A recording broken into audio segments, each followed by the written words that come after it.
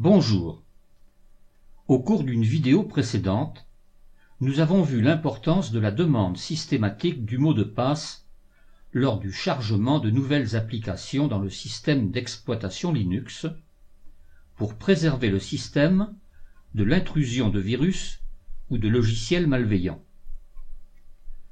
Une autre mesure de protection est celle des mises à jour. Dans cette vidéo, nous allons voir leur importance.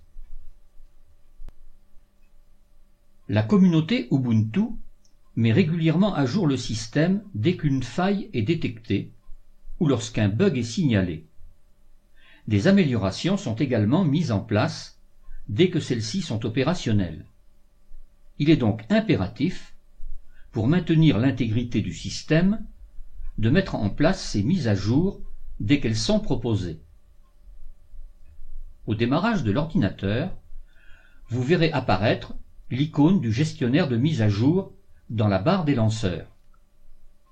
Cette icône se distingue des autres icônes du fait de sa couleur verte qui attire l'attention et qui signifie que des mises à jour sont proposées.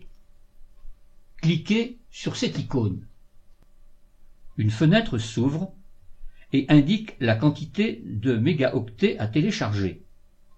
Vous avez le choix entre installer maintenant ou remettre à plus tard. Cliquez sur installer maintenant. Une nouvelle fenêtre s'ouvre pendant le chargement. Dans la plupart des cas, le système vous demande d'entrer à nouveau votre mot de passe.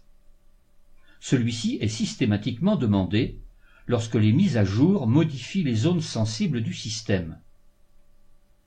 À la fin du chargement, deux possibilités. Soit une fenêtre vous indique que les logiciels sont à jour. Il suffit alors de valider. Soit la fenêtre vous indique qu'il est nécessaire de redémarrer l'ordinateur pour que les mises à jour soient prises en compte par le système. Vous avez le choix en redémarrer immédiatement ou ultérieurement.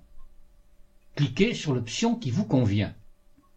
À la fermeture de la fenêtre, ou après le redémarrage de l'ordinateur, l'icône du gestionnaire de mise à jour a disparu et ne réapparaîtra dans la barre des lanceurs que lorsque une nouvelle mise à jour sera proposée.